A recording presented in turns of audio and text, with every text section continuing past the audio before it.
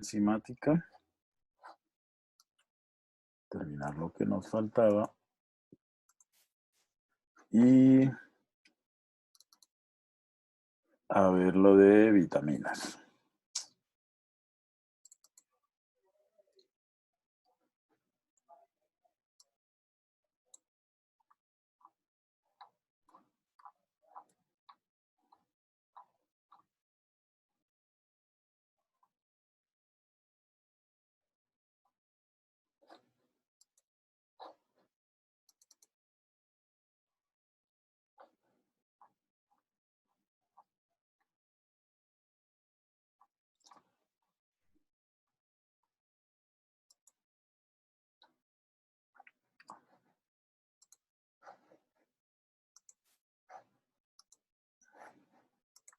Ok, entonces habíamos hablado de que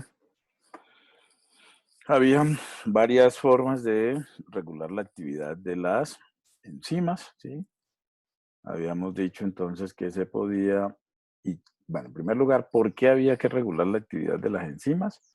Porque las rutas metabólicas había que o activarlas o inhibirlas dependiendo de la situación en la que estuviera la célula, porque el ambiente celular era cambiante y cambiaba sin previo aviso. Entonces, en una ruta metabólica se regulaban la primera, segunda o tercera enzima. Que habían tres mecanismos básicamente de regulación. Uno que era la regulación directa de la enzima y que este tenía tres variantes, que era la inhibición competitiva, segundo, el alosterismo, que ya lo vimos,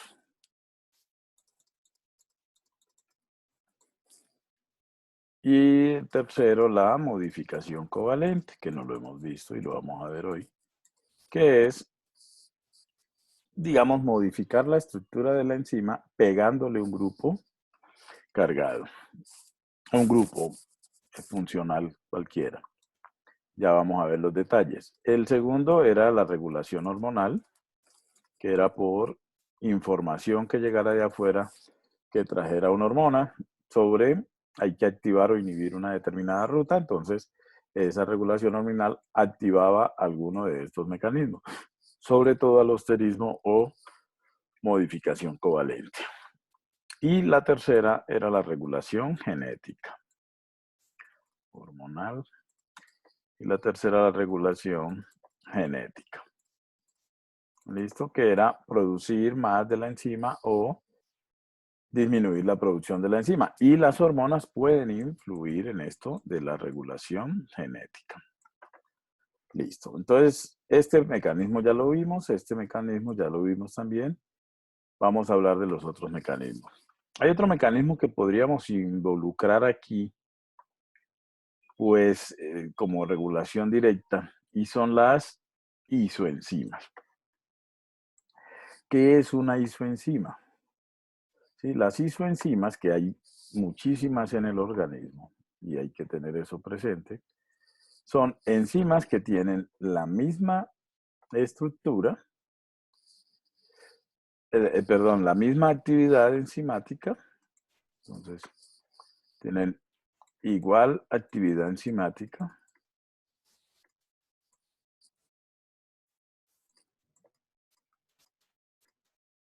o sea, actúan sobre el mismo sustrato, haciéndole la misma modificación, pero tienen diferente estructura química. Esas son las isoenzimas, ¿no? Entonces catalizan la misma reacción, ¿sí? Pero tienen diferente estructura química. ¿Cómo es la diferente estructura química? Pues varían en algunos de los aminoácidos, o sea, lo que llamaríamos diferentes grados de homología. Homología es el parecido que hay entre dos proteínas. Entonces, este diferente grado de homología hace que, aunque catalicen la misma reacción, las constantes cinéticas puedan cambiar. Entonces, pueden tener diferentes constantes cinéticas. Y cuando hablamos de constantes cinéticas, ¿de qué hablamos?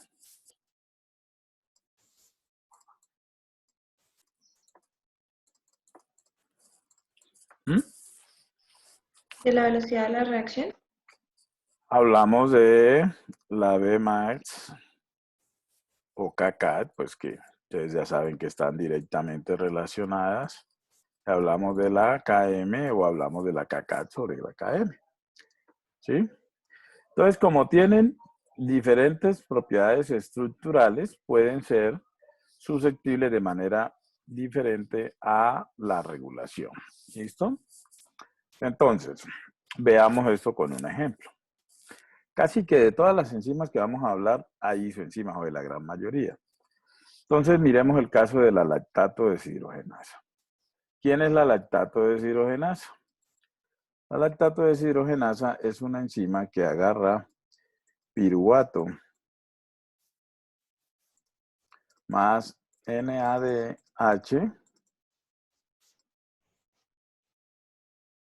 Esto es una D. Y lo convierte en lactato más NAD. Esto es una reacción completamente reversible y que sucede en la glicólisis al final. Y es necesario hacer esa reacción. Cuando veamos glicólisis, pues vamos a ver la gran importancia que tiene esta reacción para el metabolismo. Resulta que esa lactato deshidrogenasa hay diferentes isoenzimas. Entonces, se han distinguido dos subunidades de acuerdo a la secuencia de aminoácidos de esa enzima. Esas dos subunidades son las subunidades M, que se les llama así porque se descubrieron inicialmente en músculo esquelético. Y están las subunidades H, porque tienen una secuencia de aminoácidos ligeramente diferente y se descubrieron en corazón. Entonces, pues la H es de here, de corazón en inglés. ¿Listo? Entonces se descubrió la isoenzima de músculo esquelético, la M, que tiene 4 subunidades M. Y la de corazón, que tiene 4 subunidades H. Y en otros órganos se han descubierto las otras variantes, ¿no? De 3 subunidades M, una H, 2M, 2H, 3H, una M. Entonces, esas 5 son todas isoenzimas. Todas son lactato deshidrogenasa, o sea, todas catalizan esta reacción. ¿Sí?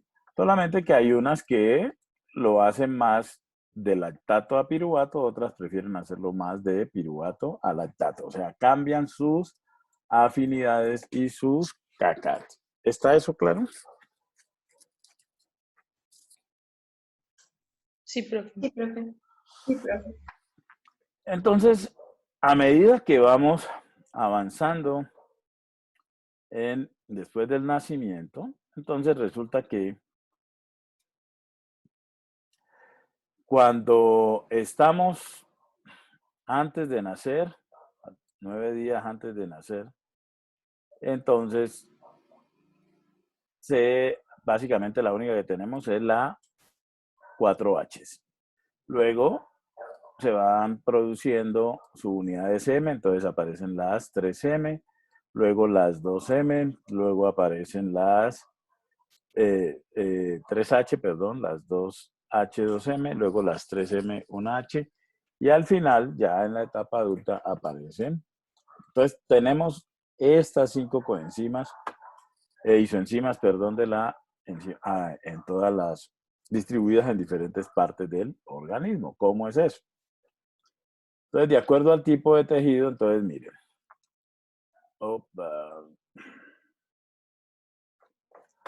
Aquí tenemos en corazón. Entonces, en corazón la más abundante es la H4, como ustedes ven allí. La H3M1 es más o menos abundante y las otras están en unas cantidades mínimas en corazón. En riñón el panorama cambia un poquito. Las 3 primeras están más o menos en la misma cantidad. En glóbulos rojos la que predomina es la H3M, ¿sí? Y luego sigue la H4, las otras en muy poquita cantidad. En cerebro, digamos que serían la H3M y la H2M2. ¿Sí? En leucocitos, miren que están prácticamente todas, la que está en muy poquita cantidad es la M4. En músculo, la que hay en mayor cantidad es la M4 y la H2M2. Y en hígado, miren que la que predomina principalmente es la M4. Entonces, todas estas son isoenzimas de la lactato deshidrogenasa. ¿Sí? Resulta que a la H4 le gusta más hacer la reacción de piruvato, de lactato a piruvato, ¿sí? Tiene mayor afinidad para hacer esta y la M4 también, ¿sí? Entonces varían en las constantes cinéticas que tienen esas isoenzimas. Y eso es una forma de regular la actividad enzimática. Entonces tenemos varios casos de isoenzimas. Esto es uno. Otro es el que, para los que ya leyeron el artículo de las enzimas en la clínica, si leyeron el caso que ya se los había mencionado de la creatinfosfoquinasa. La CPK también tenemos isoenzimas. Entonces, este es un dímero que se descubrió primero en músculo esquelético y entonces las unidades también se les denominaron M. Luego se descubrió en cerebro y entonces a las unidades que son ligeramente distintas a estas en la secuencia de aminoácidos se les denominaron B. Y en músculo cardíaco se descubrió que un 30% de la CPK de músculo cardíaco está hecha de una subunidad M y de una subunidad B. Entonces tenemos tres isoenzimas de la creatinfosfoquinasa, la MM, la BB y la MB. Con la particularidad de que esta MB está presente en corazón y no está presente ni en músculo esquelético ni en cerebro. Entonces nos aprovechamos de esto. Porque esta subunidad, como está presente en corazón, cuando hay un infarto del miocardio, esta subunidad se aumenta en sangre, porque se rompen las células cardíacas. Lógicamente, la CPK total se aumenta también. Pero si tenemos un aumento en la CPK total y al medir las diferentes isoenzimas, encontramos que ese aumento en la CPK total está dado por aumento en la CPK-MB, entonces la persona tiene un infarto del miocardio. Pero si tiene aumentada la CPK total y resulta que la que se aumentó fue la CPK-MM, entonces el infarto no es del miocardio, sino de un músculo diferente al miocardio. ¿Sí? Y así sucesivamente. Un infarto cerebral también lo podríamos diagnosticar utilizando esta enzima. Entonces, esa es una utilidad que tienen a nivel clínico las isoenzimas y a nivel de los tejidos, pues sirven para regular la actividad enzimática. Pregunto, ¿hasta allí eso está claro? Sí, profe. Sí, profe. Ok, entonces vamos a ir a lo largo del curso a ver que hay muchas isoenzimas. Otro mecanismo de regulación, tal vez el segundo mecanismo de regulación después del alosterismo, ¿sí? Es la modificación covalente. Aquí, ¿qué sucede? Tenemos esta que es la enzima. Puede ser multimérica o puede ser monomérica, ¿no? No hay problema. Y entonces a esta enzima le vamos a pegar un grupo. Entonces se le pega aquí un grupo funcional. Cuando se le pega este grupo funcional, esto puede hacer de manera covalente, esto puede hacer que la enzima cambie o hace que la enzima cambie de estructura. Ese cambio estructural puede conllevar a que la enzima se vuelva más activa o se active, o por el contrario que la enzima se inhiba. Ahora, este grupo que se le pegó aquí no va a permanecer allí toda la vida. O sea, este pegue es transitorio, a pesar de ser por un enlace covalente. Entonces, para pegar este grupo aquí necesitamos una enzima. Y para remover este grupo de aquí necesitamos una enzima 2. ¿Ok? O sea que en la regulación por modificación covalente están involucradas dos enzimas. Una que pega el grupo funcional y otra que lo remueve. Miren que es muy diferente a la inhibición irreversible, porque en la inhibición irreversible el inhibidor se pega covalentemente, pero no hay cómo removerlo. Aquí tenemos lo contrario, una enzima que lo pega y otra que lo remueve. ¿Eso está claro? Sí, Este es un señor. mecanismo que se utiliza, igual que el alosterismo, no solamente para enzimas, se utiliza para una gran cantidad de proteínas y este mecanismo lo van a ver, es muy importante en biología celular, cuando vean ciclo celular, este mecanismo lo van a ver en fisiología, este mecanismo lo van a ver en inmunología, ¿sí? Entonces, para que lo tengan presente. No solamente funciona con enzimas. Entonces, ¿qué grupos son los que más comúnmente se le pegan a las enzimas o se les despegan? Pueden ser grupos fosfato, grupos acetilo, grupos miristoilo, grupos adenosilo, grupos farnesilo, carboxilo, sulfato o una proteína pequeña muy importante en biología celular que es la ubiquitina. ¿Listo? Una ubiquitinación.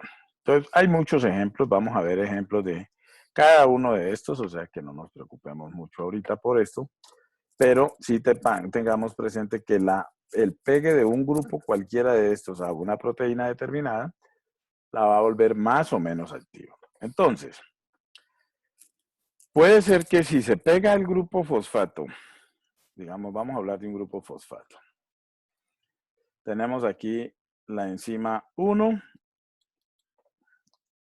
y vamos a hacer aquí en rojo, acá la enzima 2. Entonces puede ser que a esta enzima 1, al pegarle un grupo fosfato, lo voy a pintar de otro color, a la enzima 1 le pegamos aquí un grupo fosfato y puede ser que ella se active. Y a la enzima 2, si le pegamos un grupo fosfato, puede ser que se inhiba. ¿Ok? O sea que lo que les quiero decir es que no vayan a pensar que es como ustedes piensan siempre en los siempre. O sea que siempre que se le pegue un grupo fosfato se va a activar. La respuesta es no. Hay enzimas o proteínas que si se fosforilan, se activan. Hay otras que si se fosforilan, se inhiben. Lo mismo con cualquiera de los otros grupos. ¿Eso está claro? Sí, señor. Ok. Entonces, ¿cómo se pueden pegar esos grupos? Esos grupos se pueden pegar pues a aminoácidos que tiene la proteína, ¿no? Entonces, se pueden pegar, por ejemplo, grupos acetilo. Entonces, los grupos acetilo se pegan a lisinas que trae la proteína. Entonces, esta es la lisina. Y a esta lisina, miren que aquí se le pegó un grupo acetilo. Entonces, tienen que haber dos enzimas involucradas. O sea, está la proteína blanco o enzima blanco, como la quieran llamar. O sea, la que va, ¿cuál es la proteína blanco? La susceptible de regulación. Y en el proceso de regulación están involucradas dos enzimas para acetilación. Entonces está involucrada una enzima acetilasa, que esta es la que se encarga de pegarle el grupo acetilo. Como es regulación, entonces esta enzima, digamos que cuando se acetiló se inhibió. Entonces, para volverla otra vez a activar, necesitamos una enzima desacetilasa. Que lo que haría la desacetilasa, que es remover este grupo para que la enzima vuelva a su actividad normal. ¿Sí? Esto es muy importante, sobre todo este mecanismo de acetilación y desacetilación. Ténganlo presente porque el próximo semestre que vean biología molecular, esto es un mecanismo muy, muy importante en las histonas. Y este mecanismo de acetilasa y desacetilación de histonas está involucrado en algo que se llama epigenética, que es que lo que somos no solamente viene dictaminado por lo que está escrito en el DNA, sino por cómo se regula la condensación del DNA. Y en ese mecanismo están las acetilasas y desacetilasas de histonas. ¿Eso está claro?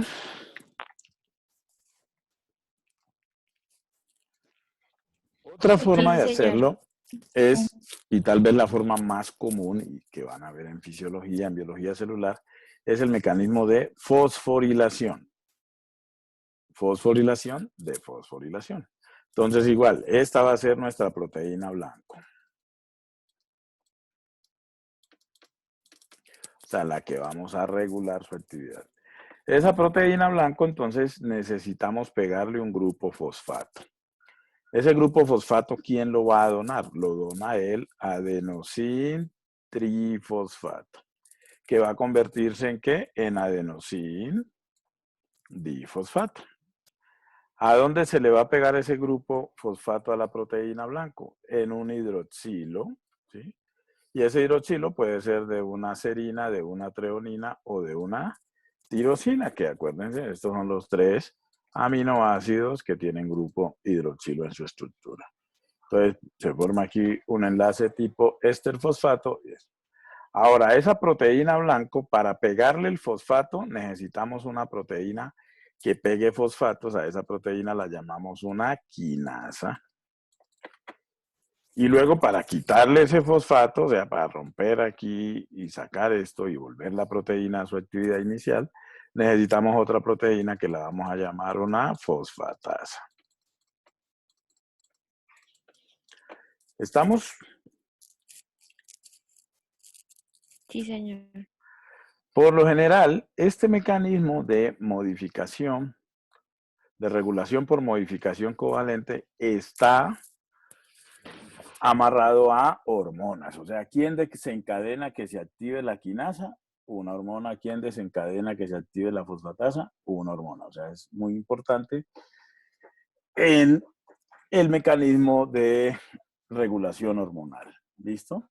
Vuelvo y les repito, hay proteínas que si se fosforilan, se activan, otras que si se fosforilan, se inhiben. Y viceversa, unas que quitándole el fosfato se activan, otras que quitándole el fosfato se inhiben. ¿Ya? Este mecanismo es muy común y lo vamos a ver, necesito que lo tengan bien claro. Entonces, la defosforilación necesitaríamos de una enzima fosfatasa. ¿Listo? Que le quite el fosfato. Entonces, para distinguir enzimas que tienen que ver con la regulación por modificación covalente y fosfatos. Las quinasas que se encargan de ¿qué? De pegar fosfatos utilizando ATP. ¿Sí? O sea que son ligasas. Son transferasas, perdón. Las fosforilasas, ¿sí? Mejor dicho, las fosfatasas primero, que son las que quitan fosfatos, ¿sí? Y pues lógicamente no utilizan ATP.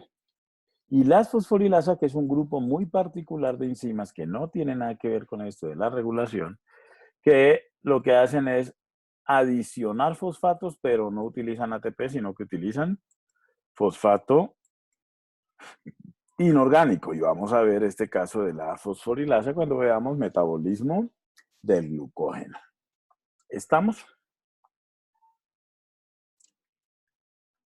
Sí, Profe, profe. ¿cómo se llamaba la segunda fosforilasa? ¿Así? Fosforilasa. Dale, gracias. Entonces, las quinasas tengan las presentes y las fosfatasas, porque como les digo, este mecanismo no es solamente para enzimas, funciona para el control del ciclo celular, funciona para las señales de transducción en fisiología, o sea que esto lo van a ver bastante. Y por lo general hay una cascada de quinasas. ¿Qué es eso de una cascada de quinasas? Tenemos aquí una célula y esta célula tiene aquí un receptor para una hormona determinada, llega la hormona y entonces cuando la hormona llega aquí, activa este receptor que va a activar a una proteína que se llama proteína G. No sé si ya hablaron de las proteínas G. Tienen 3 unidades, alfa, beta y gamma, y una en GTP. Esa proteína, la subunidad alfa viene y acá hay otra proteína que se llama la proteína productora de segundo mensajero. Entonces viene la activa, la proteína productora de segundo mensajero, por ejemplo la de nilato ciclasa, agarra ATP y lo convierte en AMP cíclico, y el AMP cíclico viene y se une a la proteína quinasa A. La proteína quinasa A estaba inactiva. Si se le une el AMP cíclico, se activa y es una proteína quinasa. O sea que sale a fosforilar a un poco de proteínas. Entonces la proteína quinasa puede fosforilar a otra quinasa, que fosforilada se activa, y esa quinasa activar a otra quinasa que fosforilada se activa, y al final va a la proteína blanco y la fosforila, haciendo que esa proteína blanco o se active o se inhiba, ¿no? Y esto es una señal de transducción, ¿listo? Y eso lo van a ver en fisiología, y aquí también pues las vamos a usar, y en biología celular también. Entonces tengan presente eso.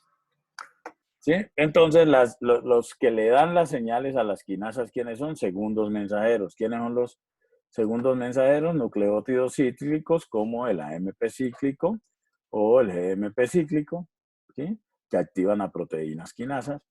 El calcio calmodulina, este es otro sistema de segundo mensajero, ¿sí? Que también activa a proteínas quinasas, ¿sí? Está el AMP solo, que es diferente al AMP cíclico, que puede activar también a una quinasa, el diacilglicerol, que puede activar a la proteína quinasa C, o intermediarios metabólicos que terminan, pues, también activando quinasas, ¿ok? Entonces, este es un mecanismo bien común en la naturaleza. ¿Estamos claros?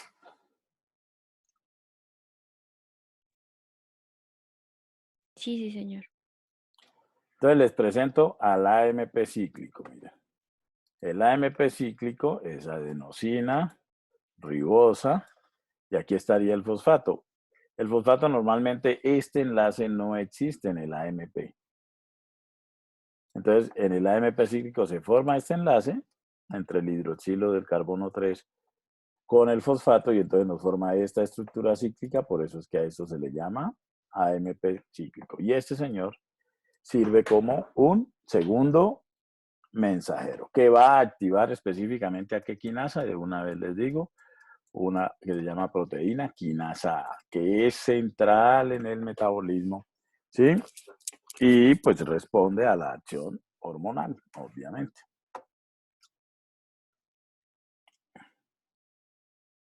Entonces, ¿cómo funciona ese AMP cíclico? Miren, esta señora que tenemos aquí es la proteína quinasa A.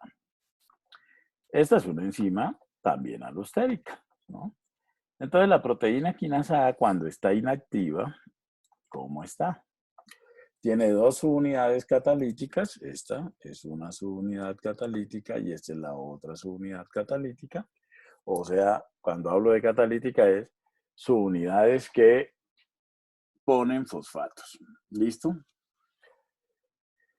Y tiene unas subunidades regulatorias, que es todo esto. Esta amarilla con este pedacito y estas regiones de acá. Entonces tiene dos unidades regulatorias. Las unidades regulatorias tienen una secuencia, esta secuencia rojita, que se llama secuencia pseudosustrato. ¿Por qué? Porque es una secuencia que se parece a la secuencia de aminoácidos que trae el sustrato. ¿Quién es el sustrato? La proteína blanco, sobre la cual va a actuar esta proteína quinasa A. Entonces, normalmente cuando la enzima está inactiva, esta secuencia pseudosustrato está bloqueando el sitio activo, de tal manera que así la proteína está inactiva. Resulta que, como les decía ahora, llega una hormona a la célula. Llega una hormona a la célula. Vamos a ver que hay varias hormonas que llega y activa esta señal, y la amilinato ciclasa libera AMP cíclico. Entonces, ese AMP cíclico, ¿sí? Se necesitan 4 moléculas porque hay 4 sitios de unión del AMP cíclico. Vienen esas 4 moléculas de AMP cíclico y se pegan aquí a las unidades regulatorias. Al pegarse allí, alosterismo puro, hay un cambio conformacional, y entonces ese cambio conformacional conlleva ¿a qué? A que esta proteína, estas secuencias pseudosustratos se separen de las secuencias catalíticas y me quedan ahora las secuencias catalíticas activas. Y estas secuencias catalíticas activas pues van y salen a fosforilar a otras enzimas, ¿ok? Y así se genera la activación. Muchas de las enzimas que fosforila la proteína quinasa A se activan con ella y otras se inhiben. Entonces, miren, les voy a contar aquí un ejemplito para que eso les quede más claro.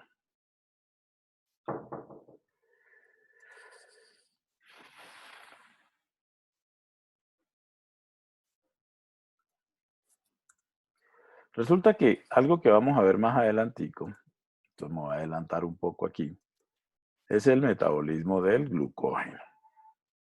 ¿Sí? ¿Quién se acuerda qué es el glucógeno?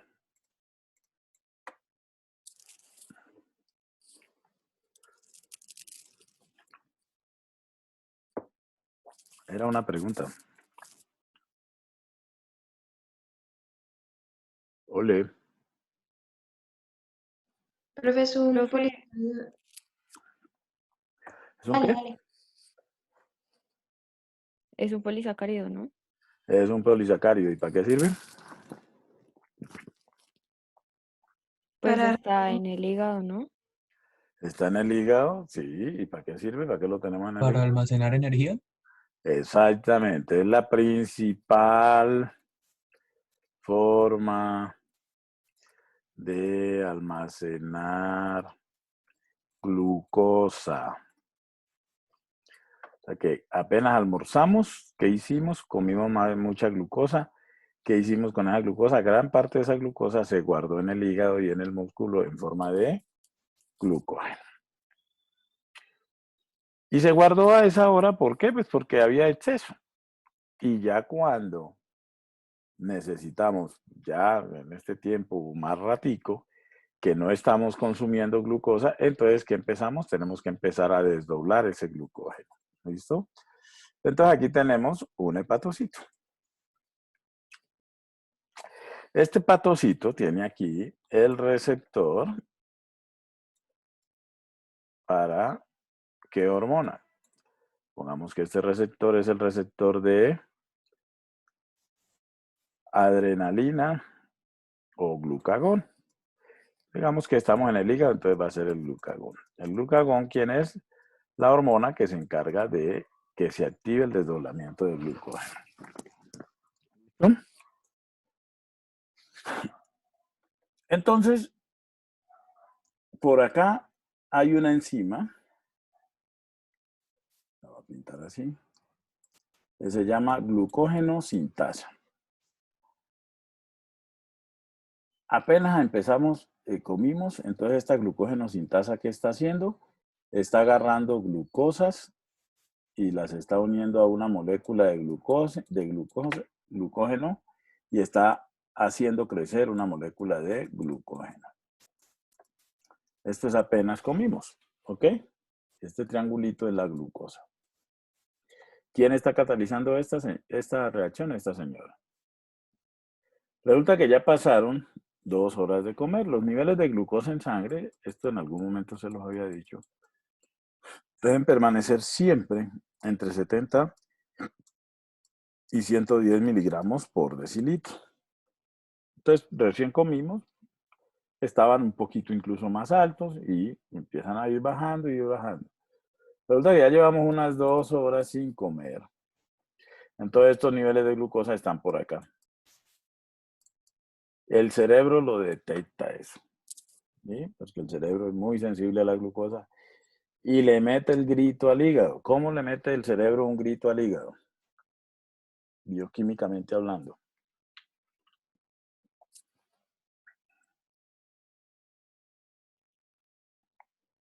¿Es de neurotransmisores?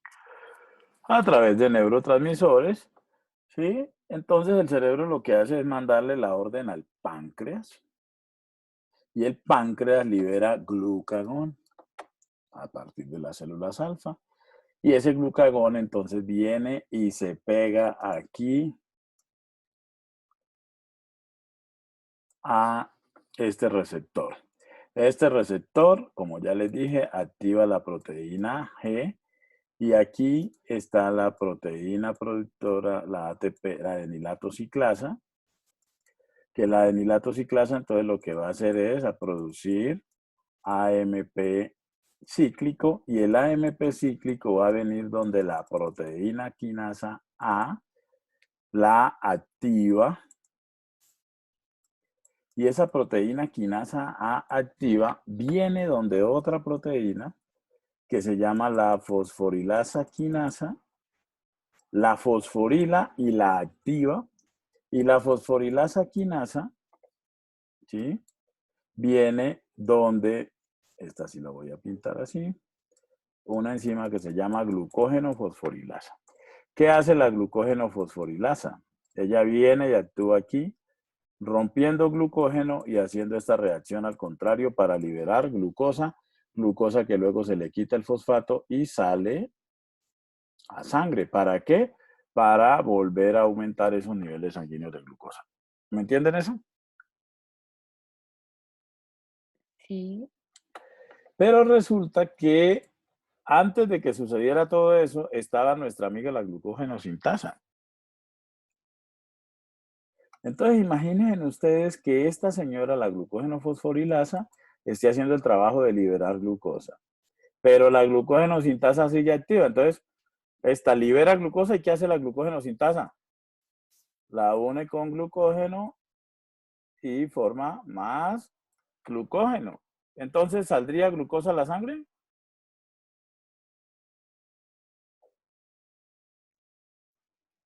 O sea, la glucosa sintasa sigue, ve, la glucógeno sintasa se llama, ¿cierto? Sí. Sigue empaquetando, por decirlo así, la glucosa, mientras la glucofosforilasa Ujú. la está, pues, liberando. Ajá. Ah, ok. ¿Tú qué crees de ese negocio? ¿Es buen Pues negocio? están haciendo, no, pues están haciendo todo lo contrario, ¿no? Sí, es malísimo, ¿no? Eso es un negocio que no tiene sentido. ¿Qué creen? La célula sabe eso. Entonces, la proteína quinasa a la vez que por fosforilación, ¿sí? Termina activando a la glucógeno fosforilasa, a la misma vez viene y le pega un fosfato también a la glucógeno sintasa. Resulta que la glucógeno fosforilasa fosforilada, o sea, con fosfato, es activa y rompe glucógeno y libera glucosa.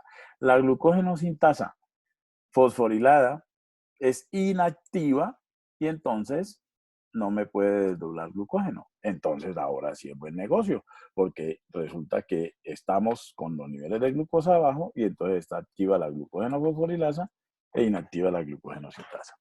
¿Eso está claro?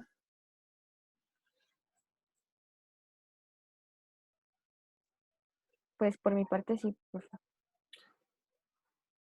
Y los demás, nosotros 39 que hay conectados. Sí, profe. Sí. Listo.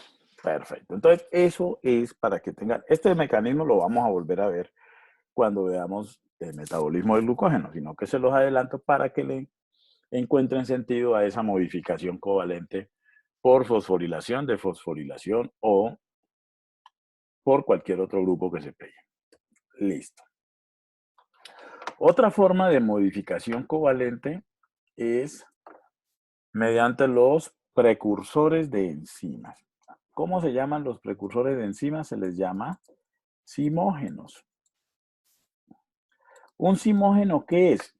Es la enzima que tiene un cachito más de aminoácidos, que lo puede tener en un extremo, ¿sí? O lo puede tener intermedio en la cadena, no necesariamente tiene que ser en un extremo. Pero entonces cuando esa enzima tiene esos aminoácidos extra, ¿sí?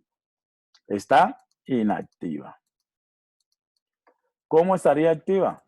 Cuando le quitamos, no toda la enzima, sino cuando le quitamos esos aminoácidos extra, ¿sí?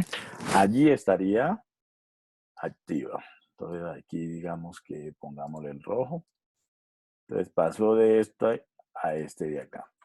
Entonces, este es el simógeno. Son formas inactivas de las enzimas o de proteínas, porque no solamente funciona para enzimas. Entonces, se les llama simógenos o proenzimas. ¿Ok? Hay varios ejemplos en el organismo. Imagínense ustedes que en el estómago nosotros tenemos, y en el intestino tenemos unas enzimas que se encargan del metabolismo de las proteínas. Entonces, por ejemplo, las enzimas del intestino, a ver, entonces digamos que esto es un estómago, y acá sigue el duodeno, y por aquí viene una cosa que parece así como una hoja, ¿qué es qué? Y se conecta aquí por unos canales. Este que parece como una hoja, ¿qué es? El páncreas. El páncreas, profe. Sí. Y entonces el páncreas es el que produce esas enzimas digestivas. Entonces, ellas caen acá. Entonces, las enzimas que produce el páncreas produce proteasas. Voy a ampliar aquí una celulita de páncreas. Digamos que esto es una celulita de páncreas y está produciendo esas proteasas. ¿Cuáles proteasas? Sí, produce quimotripsina, tripsina, elastasa, carboxipeptidasa, aminopeptidasa. Son enzimas especializadas en romper proteínas. Imagínense que esta celulita produjera esas proteínas de forma activa. ¿Qué creen ustedes que pasaría? Esta celulita estoy ampliándola, ¿no? Eso.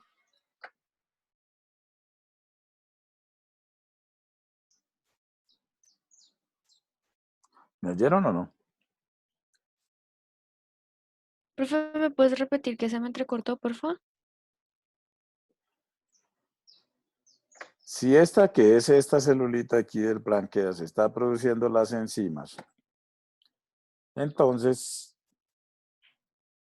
que son enzimas proteasas, las proteasas son enzimas que rompen proteínas.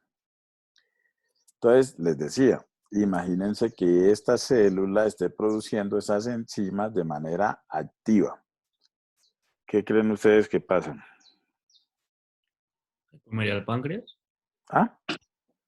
Pues, ¿Cómo? o sea, sería nocivo para el páncreas. ¿Por qué? Pues como son enzimas digestivas, empezarían a hacer la digestión sobre el páncreas mismo, ¿no? Exactamente, porque el páncreas, las celulitas del páncreas que tienen proteínas y esas enzimas que son proteasas, entonces empiezan a destruir desde aquí. Entonces, primera comida y nos quedamos sin páncreas. ¿Estamos o no? ¿Sí o no? Sí, profe. Sí, profe. Entonces no pueden salir activas. Entonces, ¿qué hace el páncreas? Es muy pillín, las produce así con una colita más de aminoácidos de manera inactiva. Y así inactivas las manda acá al duodeno. Ya cuando llegan acá al duodeno inactivas, que es donde se necesitan porque el alimento viene por aquí y nos comimos media vaca en un asado, entonces se necesitan esas proteasas. Entonces acá, con las proteasas que ya hay acá existentes, se activan. Se les quita el pedazo y se activan y se hace la digestión. Entonces, eso es una proenzima que al activarse, entonces se convierte en enzima. Entonces, así se producen muchas proteasas. Entonces, en el estómago tenemos una proteasa que se llama la pepsina. Se produce en forma de su simógeno, que es el pepsinógeno. En páncreas, entonces, miren, el quimotripsinógeno, tripsinógeno, procarboxipeptidasa, proelastasa, entre otras. Y van a dar la quimotripsina, tripsina, carboxipeptidasa, lactasa. ¿Sí? Entonces, simógenos son enzimas, son precursores inactivos de las enzimas o de otras proteínas. ¿Sí? Porque la insulina, por ejemplo, no la producimos como insulina, sino como proinsulina. Y luego se le quita un pedazo y se convierte en insulina. Entonces, vamos a ver eso con este ejemplo. El de la quimotripsina, que ya hemos hablado de la quimotripsina, ¿no es cierto? Entonces, la quimotripsina se produce en el páncreas, en los acinos pancreáticos, ¿sí? Y sale en forma de quimotripsinógeno. Este señor que está aquí, desde el aminoácido 1 hasta 45, lógicamente esa no es la estructura tridimensional, se llama quimotripsinógeno. Ese quimotripsinógeno es inactivo. Así llega al duodeno.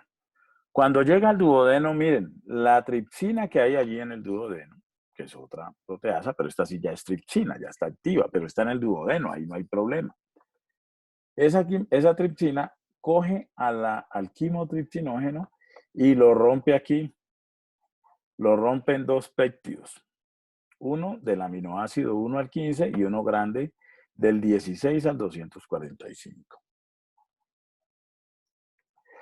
Y ahora a la quimotripsina pi, que es esta, ¿sí? Que ya tiene cierta actividad, esa misma quimotripsina pi actúa sobre ella misma y miren, rompe en dos péptidos aquí a esta. Y a esta le quita un par de aminoácidos. Entonces, esta cadena que tenía del 1 al 15 ahora tiene del 1 al 13. O sea que se fueron ¿quiénes? El 14 y el 15. Y esta se rompió aquí, era del 16 al 245, pero se rompió aquí por la quimotripsina pi. Nos quedó el 146, luego seguiría el 147 y 148, se fueron. O sea que en total, ¿cuántos aminoácidos le quitamos al quimotripsinógeno?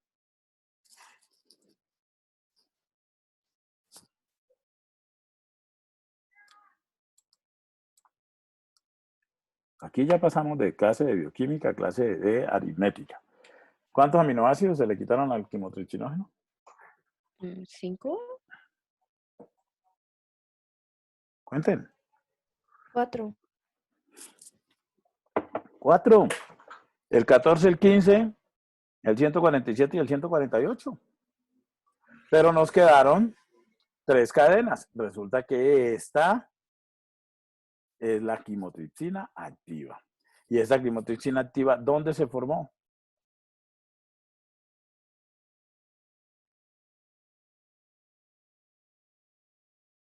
Hola. De acuerdo a lo que les he dicho, ¿dónde se formó? Para añadir la tripsina, ¿no? ¿Dónde? ¿En qué parte del cuerpo? En el duodeno. En el Páncreas. duodeno. ¿Y dónde la necesitamos?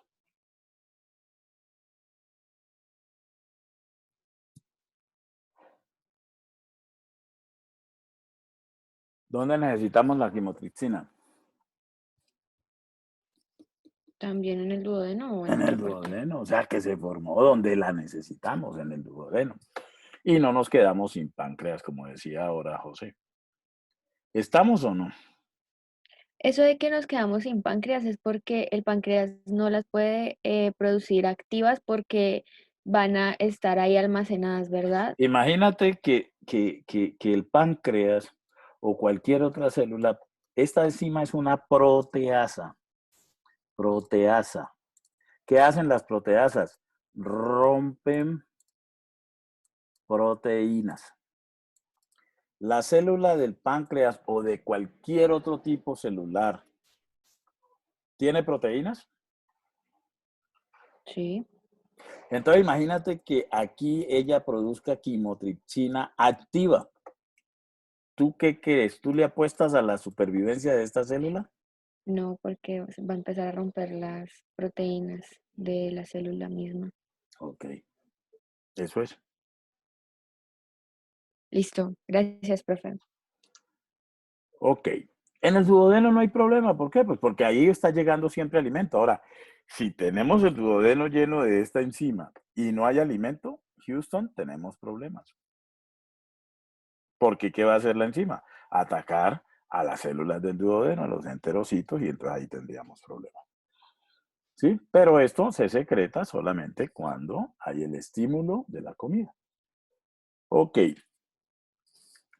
¿Estamos? Por eso a ustedes que les encanta tanto masticar chicle, no es muy bueno. El chicle da gastritis por eso, porque el cerebro erróneamente cree, como hay el reflejo masticatorio, que va comida y resulta que no va nada de comida, entonces libera todos estos jugos gástricos y esto es lo que termina ayudando a las úlceras pépticas y a las úlceras duodenales. ¿Estamos? Sí, Sí, profe. señor. Entonces miren aquí, esta es la superposición del esqueleto carbonado de la quimotripsina y del quimotripsinógeno. En azul está el la quimotripsina y en rosa el quimotripsinógeno. Miren que en casi todos se superponen muy bien, pero hay pedazos en donde definitivamente no coinciden, ¿sí? Que son los pedazos que el cambio estructural por los 4 aminoácidos que se quitaron. Miren esta isoleucina 16, que en el quimotripsinógeno queda en esta posición, en la quimotripsina miren dónde queda. ¿Listo? O sea, esto es para demostrar que son dos estructuras diferentes, por ende las actividades son diferentes. Por eso esto también es regulación por modificación covalente. Porque ¿qué es lo que estamos haciendo? Estamos rompiendo enlaces covalentes en la proteína.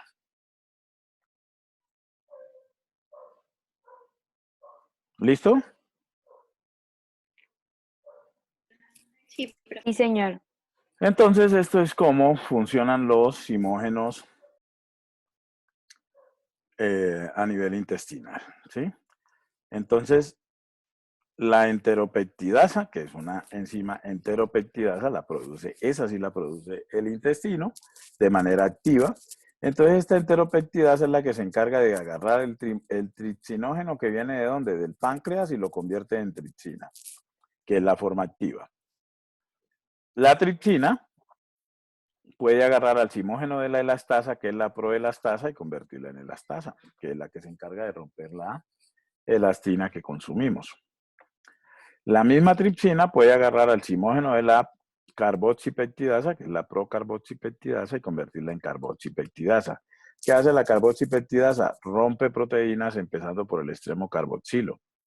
La tripsina también puede agarrar a la prolipasa y convertirla en lipasa. ¿La lipasa qué va a hacer? Pues a romper lípidos. Son varias lipasas que hay. O la tripsina, como vimos en el ejemplo anterior, agarra el quimotripsinógeno y lo convierte en quimotripsina, que es también otra proteasa. También hay aminopeptidasas, que sería más o menos algo similar a esto. ¿Ya? Bueno, los simógenos no solamente son importantes a nivel digestivo, hay otros sistemas de simógenos muy importantes. Les voy a mencionar uno más o menos en el detalle. El otro se los menciono porque lo van a ver en inmunología. Y es el sistema de el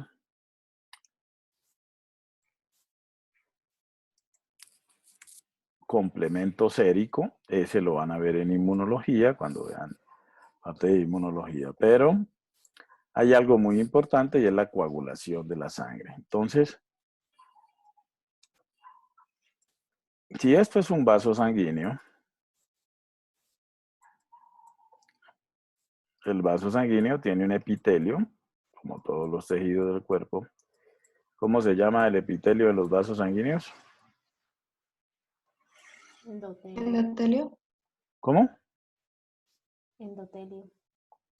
Duro, hablen duro, que yo no estoy hablando pasito. Endotelio, profe. Endotelio, eso, así, que se oiga. El endotelio vascular.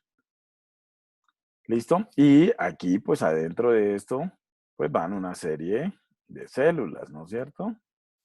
Van diferentes tipos de células en un líquido que se llama plasma, y esas células, pues son las famosas células sanguíneas, ¿no es cierto? Tienen polimorfos nucleares, glóbulos rojos, macrófagos, bueno, monocitos, macrófagos no tanto, monocitos, y todo esto va por aquí.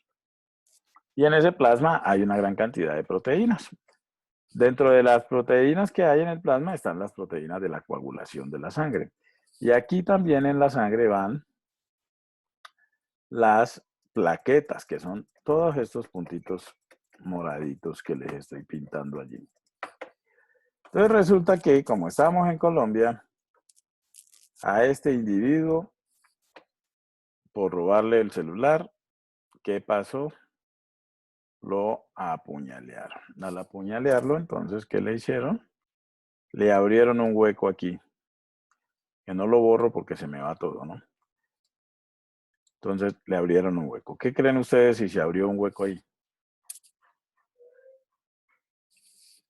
Pues va a tender a salir por el hueco la sangre. Entonces, la sangre Sí, vamos a pintarla de rojo, bien escandaloso. Empieza a salir por aquí, cesan las células y se va de todo. Y el tipo, si no llega al hospital, entonces se nos muere. ¿Sí o no? Sí, profe. Eso que parece de ciencia ficción, váyanse acostumbrando porque es de todos los días. Y a eso es que se van a enfrentar cuando estén en su práctica en servicio de urgencias, por ejemplo. Ok, entonces, ¿cuál es el mecanismo de protección que tenemos allí? Entonces ahí llegan las plaquetas y ellas inmediatamente vienen y se posesionan allí. Todo esto se llena de plaquetas. Las plaquetas son unos fragmentos celulares sacrificados, ¿sí? Se sacrifican por nosotros, ellas se adhieren allí al tejido, porque aquí quedan fibras de colágeno, entonces llegan y se adhieren allí. Además de que se adhieren allí, se degranulan y ¿cómo se dice? Se unen entre ellas, se adosan entre ellas, ¿ok? Y forman el famoso coágulo de plaquetas. Pero resulta que ese coágulo de plaquetas es como construir una pared. Imagínense que ustedes van a hacer una pared de ladrillos, así, y no le echan cemento. ¿Qué creen? ¿Se les cae la casa o no? Claro, profe. Entonces, esto es como construir esa pared sin cemento. O sea, es algo temporal. Esto frena el flujo de sangre y eso depende en qué vaso sanguíneo ha sido. Pues, si es en la aorta abdominal, pues fregado. Entonces necesita un cemento. ¿Qué cemento se le adhiere a esto? Se necesitan unas proteínas allí, que son las que van a formar unas fibras así, que van a darle ahora sí consistencia a esa pared y este coágulo ahora sí se hace más resistente, mientras el endotelio pues se reorganiza y otra vez organiza el vaso sanguíneo que puede durar 2-3 días sin problema. Entonces este coágulo es, y en eso consiste la coagulación de la sangre. Entonces, el componente de coagulación de la sangre, estas fibras que se forman son de proteínas. Esas proteínas de la coagulación van por aquí, por el plasma. ¿Ustedes se imaginan que esas proteínas fueran activas?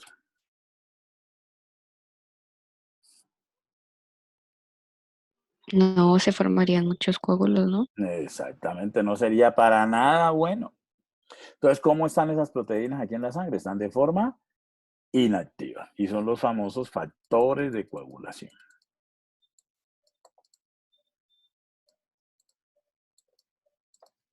¿Listo? Entonces, ¿cuándo se activan? Bueno, pues resulta que las fibras de colágeno que quedan aquí al descubierto cuando se rompe el vaso sanguíneo, acuérdense que después del endotelio viene la lámina propia y esa lámina propia es tejido conectivo. Bueno, no sé si ya vieron eso, ¿sí lo vieron? Pues un poquito, profe. Bueno, pero algo han oído hablar de eso. Bueno, entonces, esas fibras de colágeno sirven para que se active una proteína que se llama el factor 12. Entonces, este factor 12 por unión al colágeno pasa de factor 12 inactivo a factor 12 de la coagulación activo. ¿Qué creen? El factor 12 de la coagulación es una proteasa que agarra a una proteína que es el factor 9, el factor 11, perdón, que estaba inactivo, le quita un pedazo porque es un simógeno también y lo convierte en factor 11 activo. Y el factor 11 activo, ¿qué creen? También es una proteasa que agarra al factor 9, que estaba inactivo, le quita un pedazo y lo convierte en factor 9 activo. El factor 9 activo, ¿qué creen? También es una proteasa. Y agarra al factor 10, que estaba inactivo, le quita un pedazo y lo convierte en factor 10 activo. Y el factor 10 activo, ¿qué creen? ¿También una proteasa? No, el factor 10 activo se une con el factor 8, ¿sí? Y con el factor 5. Y ahora sí se convierten en una proteasa, que agarran al factor 2 que estaba inactivo y lo convierten en factor 2 activo. ¿Y qué creen que hace el factor 2? Coge el factor 1. Es una proteasa y agarra al factor 1 que estaba inactivo y lo convierte en factor 1 activo. El factor 1 inactivo es soluble y se llama fibrinógeno. El factor 1 activo es fibrina y es insoluble. Entonces esa fibrina, como es insoluble, hace esto, mira. Forma largas cadenas fibras de ella misma. ¿Sí?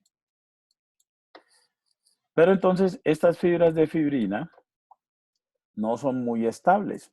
Entonces cuando se forma esta fibra de fibrina, eso activa al factor 13. Y entonces el factor 13 viene y se mete por aquí.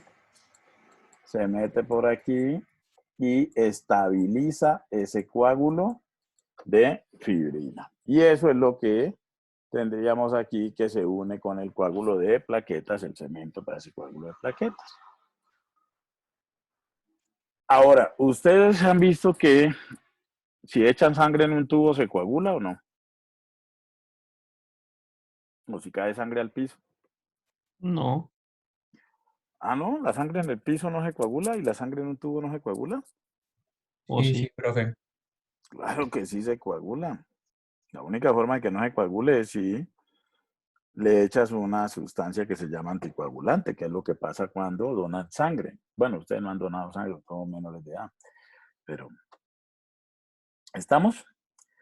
Entonces, hay otra ruta, que es que superficies cargadas negativamente, el piso, el vidrio, el caucho, ¿sí? Son superficies cargadas negativamente, agarran al factor 7, que estaba inactivo, y lo convierten en factor 7 activo.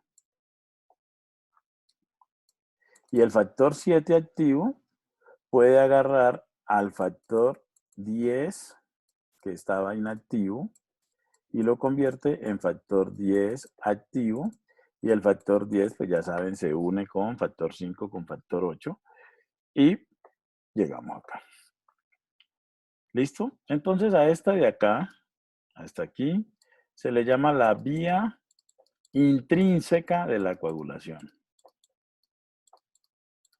Y a esta de acá, que también ocurre en el organismo, obviamente, se le llama la vía extrínseca. Y a esta, que es común a las dos, se le llama la vía común. ¿Listo? Y entonces miren, todos estos son simógenos. Fundamental para casi todas las proteínas de esta ruta, el calcio. Entonces, ¿el calcio quién es? El calcio es el factor 4 de la coagulación. ¿Se acuerdan que cuando hablábamos de bioelementos decíamos que el calcio era muy importante en la coagulación? Bueno, ahí está. Ese es el papel del calcio en la coagulación.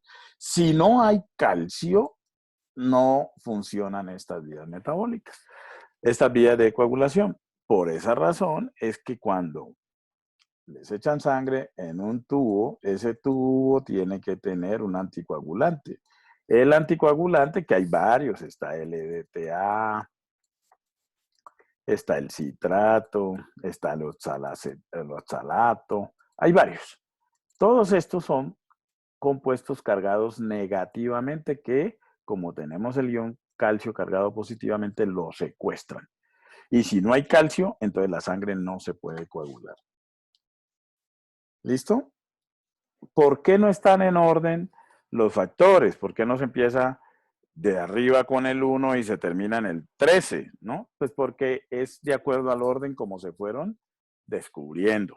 ¿Sí? El primero que se descubrió pues fue el factor 1 porque se formaba el coágulo de fibrina. Luego se fueron descubriendo los otros en ese orden y por eso es que no hay una secuencia clara hasta que se armó todo el rompecabezas. ¿Estamos? Sí, profe. Listo. Entonces, eso es otro ejemplo de simógenos, ¿ok? Y tengan presente, en inmunología les va a hablar a Nilsa del sistema del complemento sérico, que es también otro simógeno, pues que no se los explico ahora, pero en inmunología lo van a ver en detalle. Ténganlo ahí presente. Ok, preguntas hasta allí.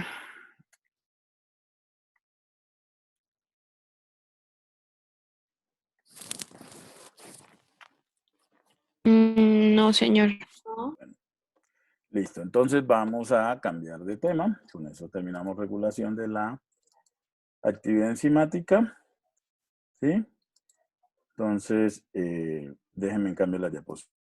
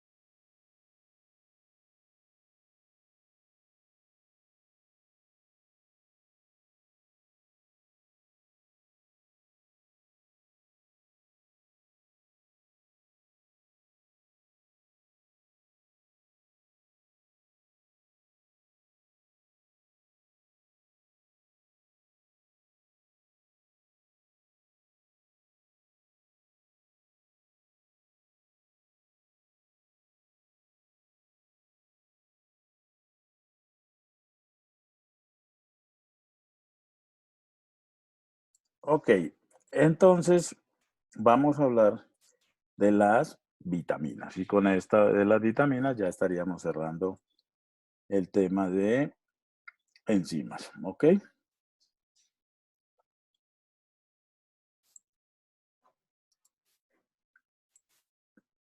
No sé, no creo que alcancemos a terminar hoy lo de vitaminas, pero sí avanzamos bastante. Las vitaminas son bien, pero bien importantes. Entonces, un poquito de historia acerca de las vitaminas. Bueno, en primer lugar, veamos, están viendo allí la pantalla, ¿no es cierto? Sí, señor. Sí, profe. Que a veces se me olvida compartir y sigo hablando como si nada. Entonces, vamos a descomponer la palabra, ¿sí? Vita es de vida o de vital.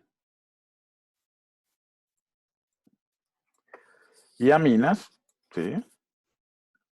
Aminas. Entonces serían aminas vitales. ¿Y por qué ese nombre? Porque muchas de las vitaminas, que ahora llamamos vitaminas, pues cuando se descubrieron se sabía que tenían grupos amino en su estructura y que si no teníamos esos compuestos en el organismo, teníamos problemas, se daban enfermedades, entonces por eso se les llamó aminas vitales. Se fueron descubriendo poco a poco, ¿sí? Entonces, antes del siglo XX se daban enfermedades por falta o por exceso de vitaminas, ¿sí? Como la pelagra, la anemia perniciosa, el escorbuto, pero como no se conocían las vitaminas, pues no se sabía cuál era la causa. ¿Listo? Entonces se creía que las enfermedades eran causadas por infecciones, ¿sí? Porque pues estaba de moda todo lo que había hecho Luis Pasteur, entonces todo eran bacterias, ¿no? Es como ahora, pues, que ustedes ven que ya la gente no se muere de otra cosa diferente a COVID. ¿Sí se han dado cuenta de eso? Pues sí, profe. ¿No es cierto? Entonces, así somos los seres humanos, ¿no?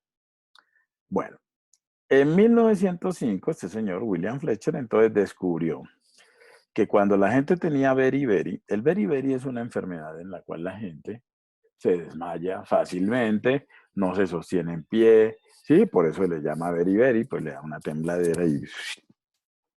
Entonces él notó que si le daba arroz con cáscara a las personas, que es lo que conocemos como salvado, se curaban y en muy poquito tiempo del beriberi. Entonces lo que dijo Fletcher fue, tiene que haber algo en la cáscara del arroz que ayuda a corregir la enfermedad, ¿sí? Entonces, Frederick Woodland Hopkins postuló en 1906 que los alimentos contenían unos factores accesorios necesarios para el metabolismo. Luego, Casimir Funk aisló la sustancia que Fletcher había identificado, ¿sí?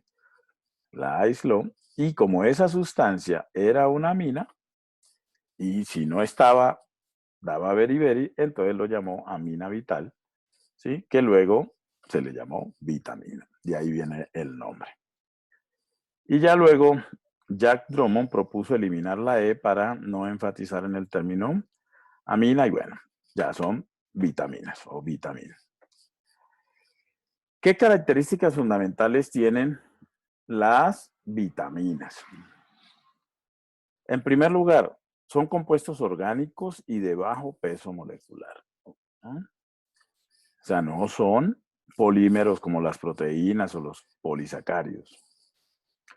Son fundamentales para la vida y las necesitamos en cantidades pequeñas, cantidades mínimas. El exceso de vitaminas lo eliminamos, aquellas que son hidrosolubles, entonces lo vamos a eliminar por orina. Y las que son liposolubles no las eliminamos, sino que como son liposolubles, se van y se quedan en el tejido adiposo, o sea que terminan engordando. ¿Ya? Se necesitan en pequeña cantidad. Entonces, en la edad en la que están ustedes y en la actividad que están haciendo ustedes, ¿sí? Entonces yo me imagino que todos tienen una tía o un tío que dice, pobrecito, mi sobrino, mi sobrina está estudiando medicina, y si está en Estados Unidos o en Europa o aquí en Colombia, dicen, no, siempre les llegan con un tarrito de vitaminas porque es que usted estudia mucho y entonces y tómese ese tarrito de vitaminas. ¿Me equivoco? Claro, profe. ¿Sí? ¿Sí tienen la tía así o no? ¿O el tío? La Sí. abuela.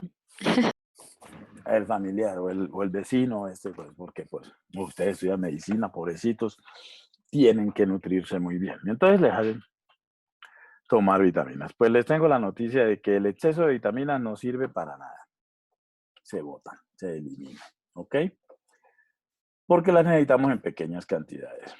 La otra característica importante, ¿sí?, es que no pueden ser sintetizadas por nosotros. Por eso es que son aminas vitales, son esenciales. Cuando hablamos de que algo es esencial, es que nosotros no lo podemos hacer y tenemos que necesariamente consumirlo en la dieta, o sea que tienen que abastecerlo de una fuente exógena. Ahora, en el caso nuestro, pues tenemos unas vitaminas, los perritos necesitarán otras, los gaticos necesitarán otras, o sea, y puede ser que muchas coincidan con las de nosotros, o sea, son diferentes para cada especie animal, ¿sí? Y vegetal, porque las vegetales también necesitan vitaminas, por eso es que hay plantitas que en un determinado terreno no crecen. Y algunas de las vitaminas, las hidrosolubles, dentro del organismo generan la mayoría de las coenzimas. Coenzimas que son necesarias para la actividad de las enzimas, ¿ok? Las plantas tienen la capacidad de hacer prácticamente todas las vitaminas, ¿sí? Aunque necesitan pues los elementos básicos para poderlas hacer. Entonces, como ya les dije, son compuestos orgánicos de estructura relativamente simple. Por lo general son termoestables, o sea, no pierden la actividad con la temperatura, ¿no? La encontramos en los alimentos en concentraciones muy pequeñas, son esenciales, ¿sí? Y no pueden ser sintetizadas por el organismo. Una cosa muy importante es esta, que las vitaminas no desempeñan funciones plásticas, salvo cuáles, las liposolubles, y no porque su función sea desempeñar funciones plásticas, hay aumento de la masa corporal, ¿no? Y a veces la persona está muy flaquita y le dicen, tomes estas vitaminitas que con eso engorda. No, pues no, para nada. ¿Sí? Entonces, si son vitaminas liposolubles, estas sí pueden ayudar a engordar, pero no porque su función sea esa, sino porque estas vitaminas liposolubles, como son solubles en lípidos, entonces se nos van al tejido adiposo, a hacer nada, a hacer bulto allá. Solamente entonces aumenta de peso la persona. Muchas vitaminas, como vamos a ir viendo, integran pues o son coenzimas de sistemas enzimáticos, ¿sí? Y otras ocupan un papel similar al de las hormonas, son prohormonas o incluso como la vitamina D, que es una hormona, ya está demostrado que es una hormona. Hay algunos conceptos entonces que tenemos que tener claros. El concepto de provitaminas. Entonces, ¿qué es una provitamina? Son sustancias sin actividad vitamínica como tal, pero que haciéndole unos pequeños cambios a nivel metabólico dan lugar a la formación de la vitamina. ¿Se acuerdan de los carotenos?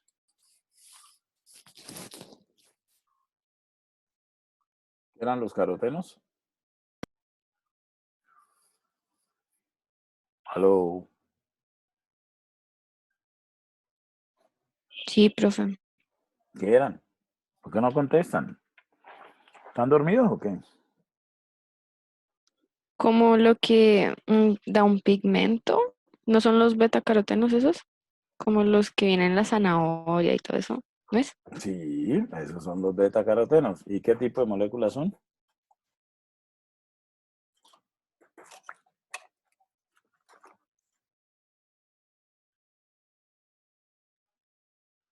Hidrocarburos, profe. ¿Ustedes comen hidrocarburos?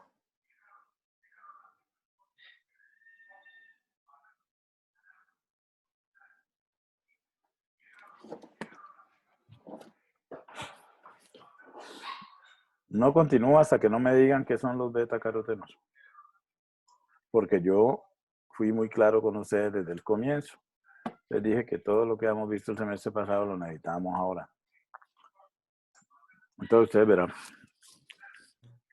¿No es del grupo carotenoides? No continúo hasta que no me digan con toda seguridad qué son los betacarotenos. Carbohidratos. No continúo. Y si me vuelven a decir algo de adivinanza, ahí sí es cierto que no continúo.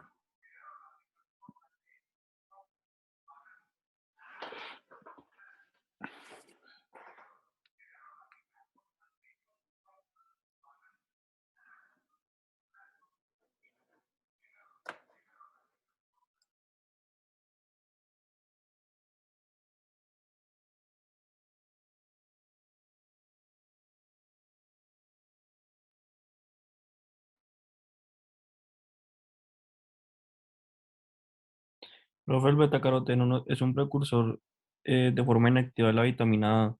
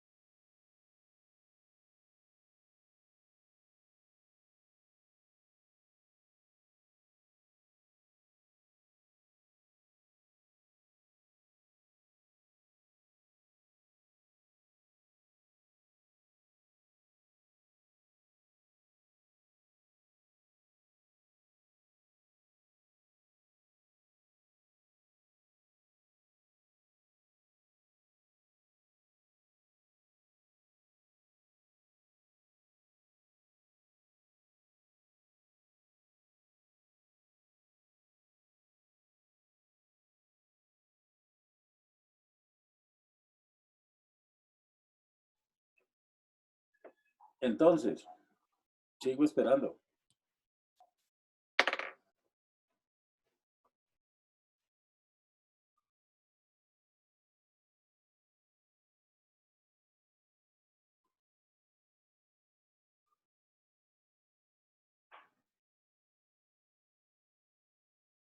A ninguno de ustedes se les ocurre o buscar en internet o revisar sus apuntes. Pregunto. Es un derivado del isopreno, profe. O sea que es una vitamina liposoluble. Es un derivado del isopreno. ¿Y el isopreno qué era?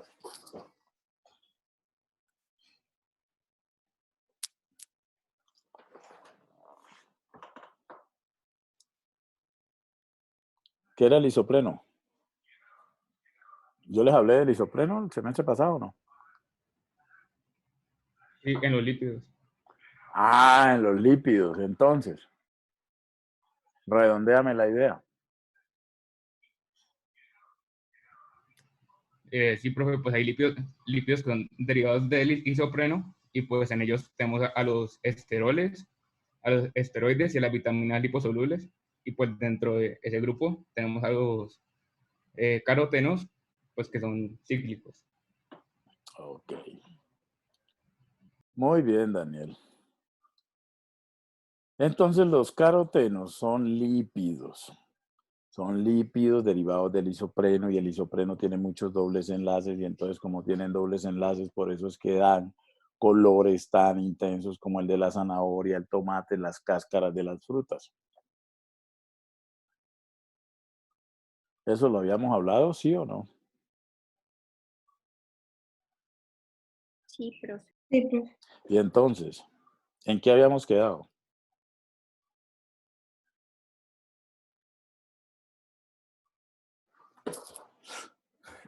¿Ustedes qué harían si tienen clase conmigo y yo no llego a la clase? Un día. Y no les doy ninguna disculpa. Y a la siguiente clase aparezco, pero no les enseño nada, sino que empiezo a hablar pendejadas. Y a la siguiente clase de pronto tampoco aparezco. ¿Ustedes qué harían?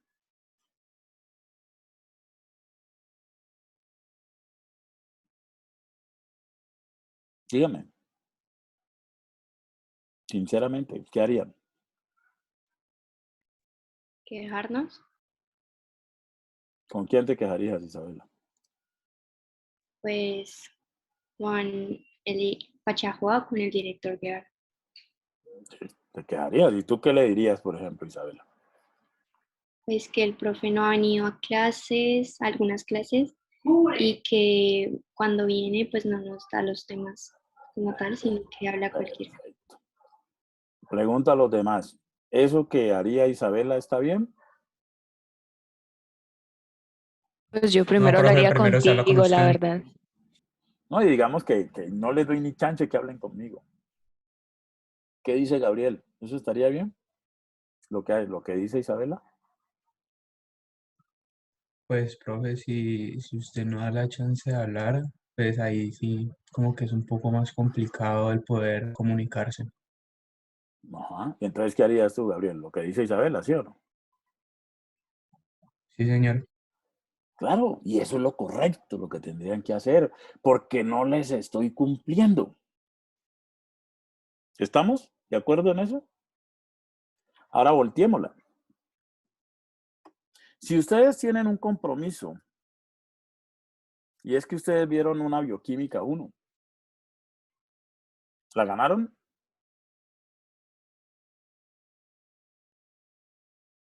Sí, ¿En cuánto le quedó a Laura la bioquímica 1? en 4, si no estoy mal. ¿A Isabela en cuánto le quedó? También, profe. ¿A Daniel Terreros en cuánto le quedó? En 3.9, profe. Ok. 3.9, 4, 4.2, había notas de 4.5, había uno por allí, no me acuerdo quién era, que le quedó como en 4.6, 4.7. O sea, ¿eso qué quiere decir? Si una materia les queda en 4.7, ¿eso qué quiere decir? Pues que les fue bien. Sí, pero les fue bien, ¿qué quiere decir?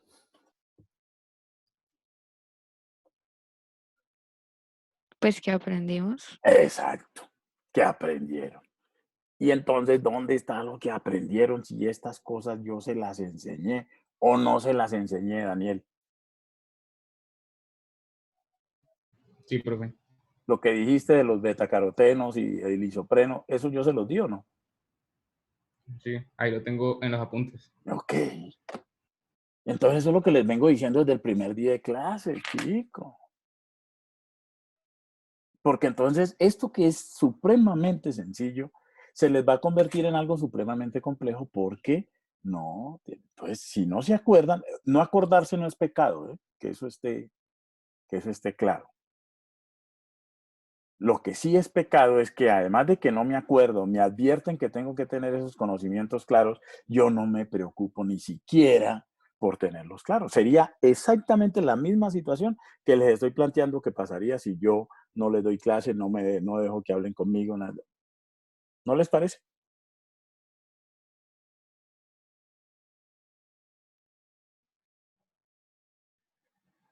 ¿No les parece o qué?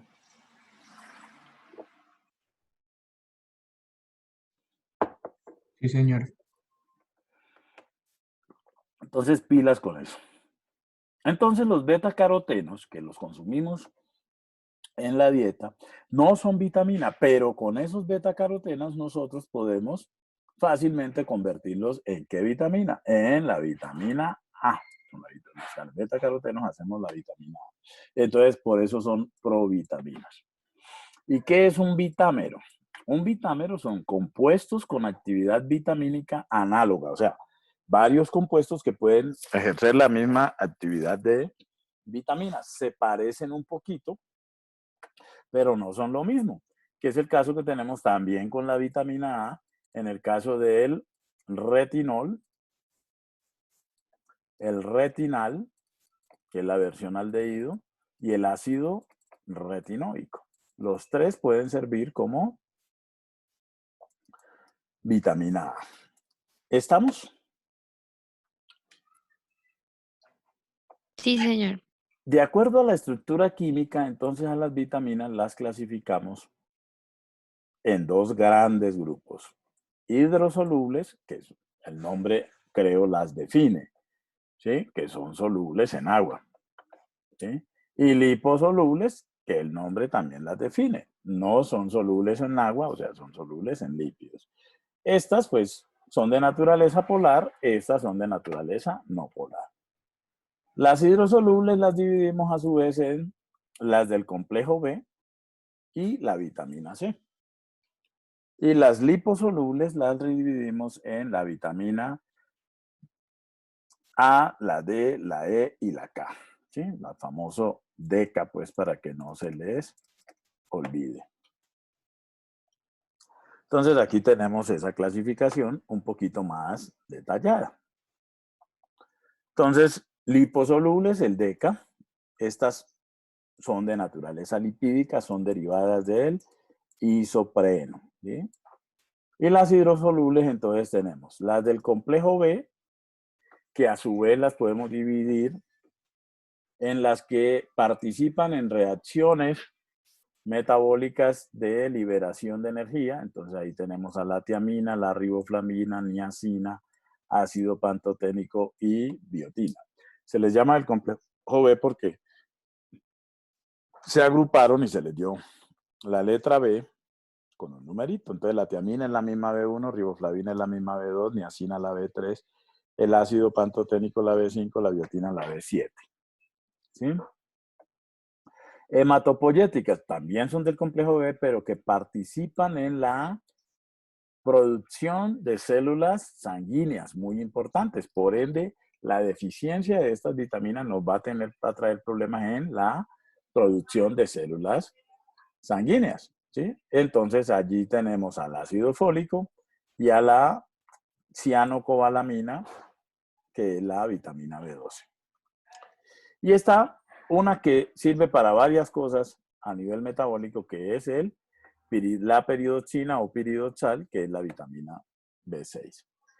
En el caso de las que no pertenecen al complejo B, pero que también son hidrosolubles, solamente tenemos una, que es la vitamina C. Entonces, vamos a hablar primero de las vitaminas liposolubles. Como el nombre las define, son moléculas apolares, o sea que son lípidos. Son liberadas, absorbidas y transportadas con los lípidos de la dieta. ¿Por qué? Pues porque su naturaleza es lipídica. Como son de naturaleza lipídica, estas sí pueden ser almacenadas. No almacenadas con fines de poderlas utilizar después, sino simple y llanamente que como son lípidos, se van a ir a el tejido adiposo y ahí se quedan. Entonces, estas sí pueden conllevar a que la gente aumente de peso por esa situación. Y es lo que pasa, por ejemplo, con mucha gente que consume vitamina E. Y les han dicho que la vitamina E sirve para esto, para lo otro, ¿verdad? Porque hay muchas, ustedes saben que nosotros vivimos del mito popular, entonces la gente se traga todos los cuentos que le echan y la vitamina E es muy buena en las cantidades que necesitamos, pero solamente como antioxidante, que es su función. ¿Listo? Del resto no sirve para nada más. Y los excesos, pues, van a engordar a las personas. ¿Sí? Y, pues, precisamente por el hecho de ser liposolubles, pues, no son excretadas fácilmente por la orina y por eso es que se almacenan. Ya hablando más específicamente, entonces, vamos a hablar de la vitamina A. La vitamina A, ustedes ya la vieron en embriología, ¿o no?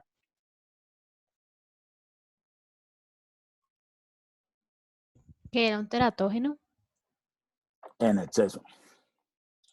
Pero la cantidad normal sirve para el desarrollo celular cuando estamos en etapa embrionaria y fetal. En la etapa ya de posparto, entonces, ¿para qué sirve la vitamina A? Es fundamental para la visión. ¿Sí? Porque la vitamina A forma parte de las celulitas encargadas aquí en la retina, en el fondo del ojo. ¿Sí? Tenemos unas celulitas que son los conos y los bastones. Y estos conos y bastones son los que se encargan de la visión. ¿Y cómo se encargan de la visión? Voy a ampliar un poquito esto acá.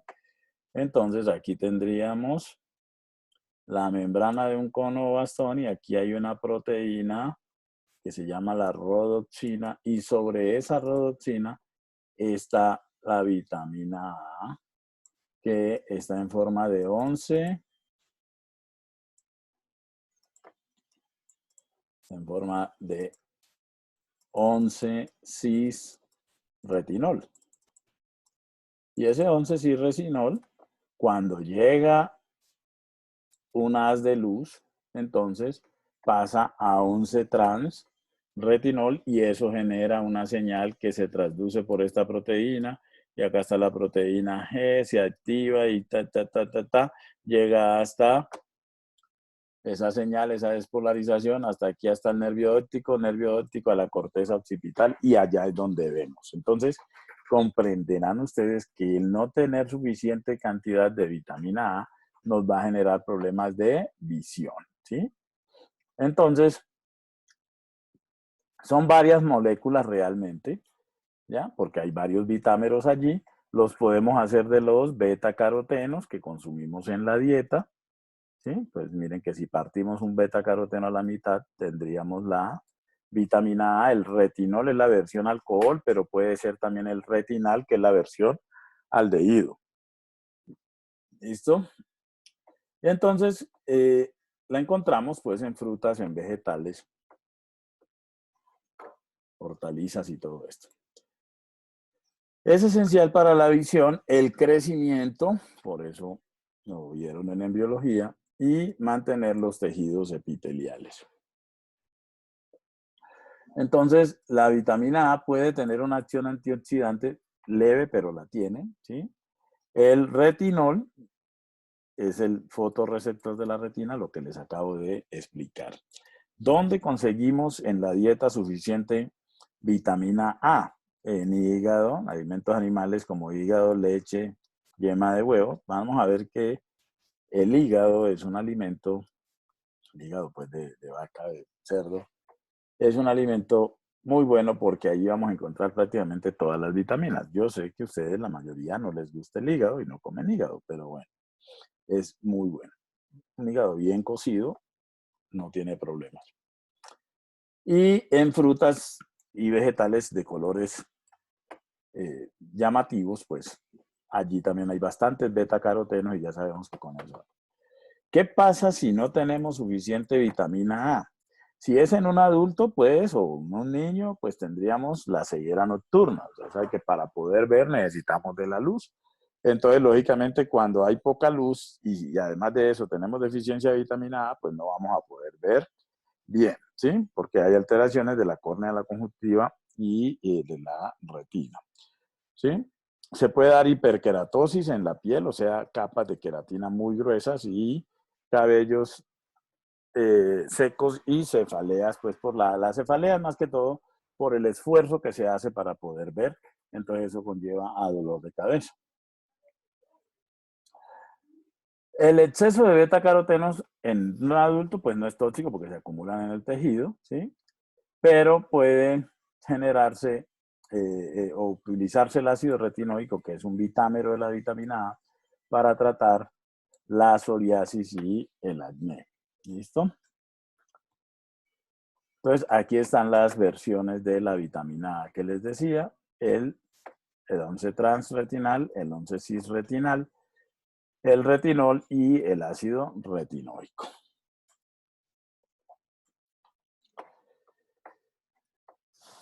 Entonces, a nivel de la diferenciación celular son también muy importantes, por eso lo que les decía de embriología, porque esos retinoides están comprometidos en el proceso de diferenciación y proliferación celular, ¿sí? Y pues eso tiene que ver con el mantenimiento entonces de los epitelios y participan en la síntesis de algunas glicoproteínas. Ok, ¿está claro? Sí, profe. Sí, profe. Sí, profe. En cuanto a la vitamina D, pues también es liposoluble, también es derivada del isopreno. Esta es muy, muy importante. La vitamina D la hacemos a partir del colesterol, ¿sí? Nosotros no la hacemos, nosotros la consumimos de los animales como un vitámero que es el 25-hidroxicolecalciferol, que luego lo convertimos en el 1,25-hidroxicolecalciferol con la ayuda de la energía lumínica del sol. Entonces, es un esteroide, o es derivado de los esteroides, y tiene función hormonal. ¿Sí? Esta está comprobada que es una hormona y se le conoce con el nombre de calcitriol. Y pues ya, si se le conoce con el nombre de calcitriol, pues ya saben en qué tiene que ver esto. Su función es que es hipercalcemiante. O sea, propende por aumentar los niveles de calcio en sangre. Entonces tiene actividad a nivel intestinal, aumentando la absorción de calcio y a nivel renal, aumentando la reabsorción de calcio. Es responsable de la regulación de los niveles séricos de calcio y de fósforo. ¿Por qué? Porque el contraión del calcio es el fósforo. No tomen fósforo como el fósforo así, sino como el fosfato, ¿sí? Que realmente el fósforo en la célula lo tenemos así, en forma de fosfato. Entonces, de calcio y fosfatos, ¿sí? Disminuyendo la pérdida de calcio o aumentando la reabsorción ósea. Cuando falta calcio, entonces la vitamina D junto con la paratormona hacen que se libere calcio de los huesos, que es el reservorio natural de calcio que tenemos. Y el calcio ya sabemos que es fundamental para muchas funciones celulares, ¿sí? Entonces, se activa más la vitamina, pues dependiendo de la cantidad que tengamos, en la medida que los niveles de calcio en sangre sean bajos. ¿De dónde la podemos conseguir? Pues alimentos animales, pescado, huevos, hígado, ¿sí? Y en alimentos vegetales también. Entonces, este es el 7-hidrocolesterol, al partir del cual se hace la vitamina D. Y se hace este vitamero, la vitamina pre-D3. Esto nosotros no lo hacemos. Nosotros ya consumimos este. Y este, con la energía del sol, en la luz solar, se convierte en el 1,25 dihidroxicolecalciferol, que es este, que es el que que es la vitamina D, o calcitriol. ¿Listo? La deficiencia de esta vitamina es muy, muy importante, porque esta vitamina pues tiene que ver con la absorción de calcio. Entonces, lógicamente, si hay deficiencia, no se absorbe suficiente calcio, entonces los huesos son los que más van a sufrir, además de otras funciones a nivel del organismo. Entonces, la deficiencia causa raquitismo en niños, que son estos niños que tienen los huesos de las piernas curvos, ¿sí? ¿Y por qué los huesos de las piernas se ven más? Pues porque los huesos de las piernas pues reciben todo el peso corporal, ¿sí? Y en adultos a eso se le llama osteomalacia, ¿sí? El exceso puede ser tóxico, pero por lo general tiene que ser mucha vitamina D, y lo que puede producir es pérdida de apetito, náuseas, sed, daño renal, bueno, y depósito, calcificaciones, que le llamamos al depósito de calcio en muchos tejidos. La vitamina E, conocida también como alfa-tocoferol. Esta vitamina E es muy, muy importante porque es el principal antioxidante del organismo. Y ojo que los antioxidantes son muy, muy importantes porque nuestro metabolismo siempre está produciendo muchos radicales libres de oxígeno, entonces que son unos agentes oxidantes muy fuertes. Entonces necesitamos de esta vitamina E, ¿sí? Entonces, porque lo que va a hacer es prevenir la oxidación orgánica por el oxígeno molecular y por los radicales libres de oxígeno. Esta es la estructura, pues como ustedes ven, tiene las moléculas de isopreno, el derivado también del isopreno, ¿sí? Entonces, como antioxidante, pues es muy bueno para prevenir la formación de placas arterioscleróticas, es necesario para la manutención de las membranas celulares y por ende del correcto impulso nervioso, ¿sí? ¿De dónde la conseguimos? Bueno, en los aceites vegetales hay bastante, hígado, brócoli, soya, huevo, ¿no? Alimentos, digamos, de uso cotidiano. La vitamina K, ¿sí? Se le conoce con el nombre de filoquinona.